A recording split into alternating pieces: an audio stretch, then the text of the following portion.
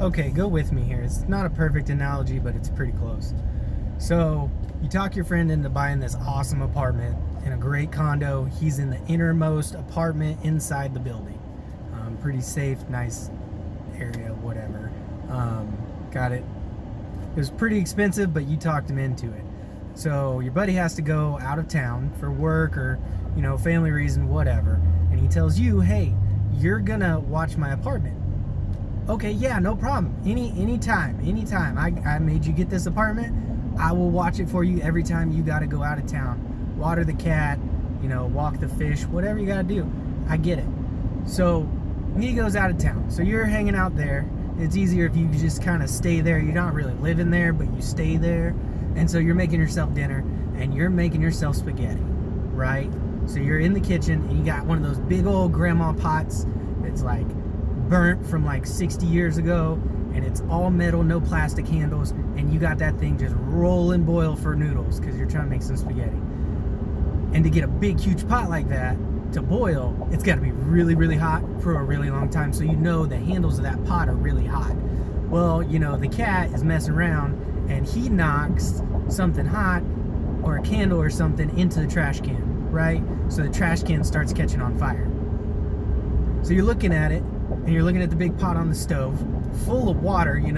Water and fire don't go together. Water usually wins. And you're like, yeah, but if I grab this giant pot, I'm gonna burn my hands. So you look around. I don't really want to burn my hands. If I just shove it off the stove, I probably will miss the trash can. Oh man, the fire's climbing. It's gonna hit the curtains. It'll probably hit the curtains right next to the trash can. Well, crap. Well, my friend didn't leave a fire extinguisher in the kitchen, and the apartment complex doesn't have the little overhead sprinkler things that just come on when they sense fire. I'm just gonna leave.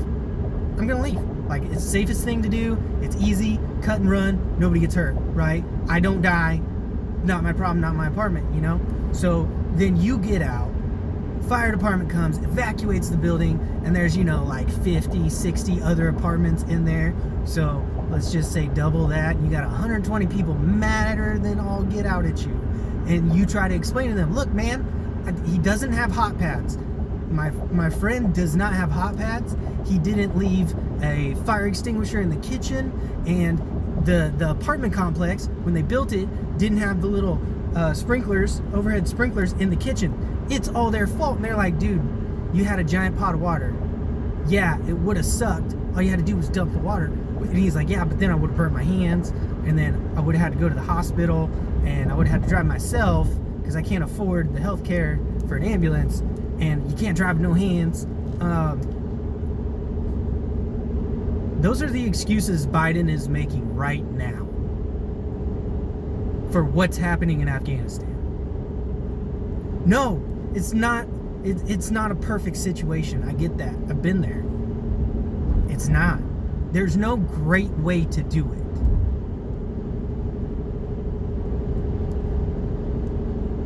But there are better ways that could have been done. Would we have burned our hands on the pot trying to evacuate the people that are deserving of it, that helped us for 20 years? Yeah. Would we have, made a bit of a mess by trying to get all of our equipment and our tax dollars out? Yeah. Could we have inhaled some smoke searching for a fire extinguisher in other parts of the apartment? Yeah. What if we went and banged on a neighbor's door and said, hey guys, I'm kind of in over my head. Do you have a fire extinguisher? Because now the big problem is there's a fire burning in the innermost apartment of this complex. And now every other apartment, every other family have been evacuated from their homes and face threat of flash-ups and flare-ups and smoke damage and now water damage because the fire department has been called. Everybody else in that apartment is now under threat of the same fire that you caused. And now all those people in the apartment complexes are mad at you because you put their lives at risk. right? Because today I heard on the news some British person of office, I don't really know who he was talking about how NATO is now at a greater threat, and NATO resources and people are under threat because the US is out of Afghanistan. And he said, it's a pretty close quote, but I won't guarantee it, I cannot remember a time where US agreements, or how should I say this? I can't remember a time where the US's word has ever been so diminished amongst its allies. Are you kidding me? For the last 4 years, all you people have talked about, and you people, yeah, I said it, Britain, I live there too, you guys suck. All you guys have talked about is how when Donald Trump left NATO, because we spend more money than all y'all combined times like 3, how we weren't keeping our promises and we were backstabbing our allies, our longest running allies, and blah blah blah, this, that, and the other. Donald Trump's a horrible person. He reneged on all of his deals. But you know, when we left NATO, we still fought terror. I mean, Soleimani, we turned that dude into dust. Zero help from NATO. When there was a guy calling the shots against U.S. armed forces, the second he stepped in our sight, the second he was in our lane of fire, you best believe we pulled that trigger. Dude is dust.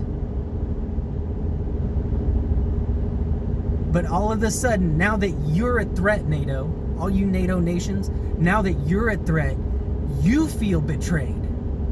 You feel America's credibility is shot. You're worried about China and all the lithium deposits that are in Afghanistan.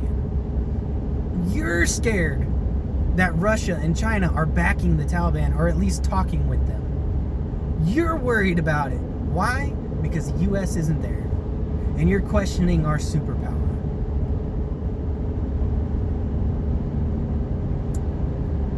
If you voted for Biden, I love you. I just really, really don't like you. Because you asked for this. Now, I was not the biggest Trump guy ever. I really wasn't. You can ask my family. In the beginning, I was like, please God, no. Look back on my Facebook. There's posts forever about how I literally prayed out loud that Donald Trump would not be the nominee, would not become president. But I tell you what, one of my earliest memories as a kid of Donald Trump was post 9/11, somewhere in Florida. He had a flagpole that was too high. And the city came after him and they were like, we're going to fine you. And he laughed.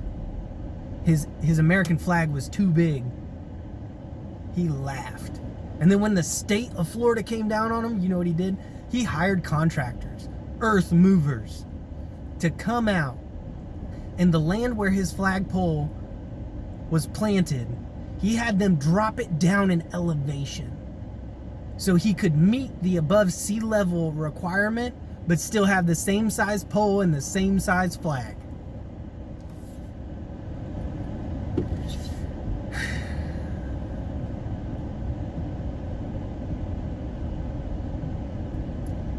Some of y'all voted for this, and I love you, but I really, really don't like you.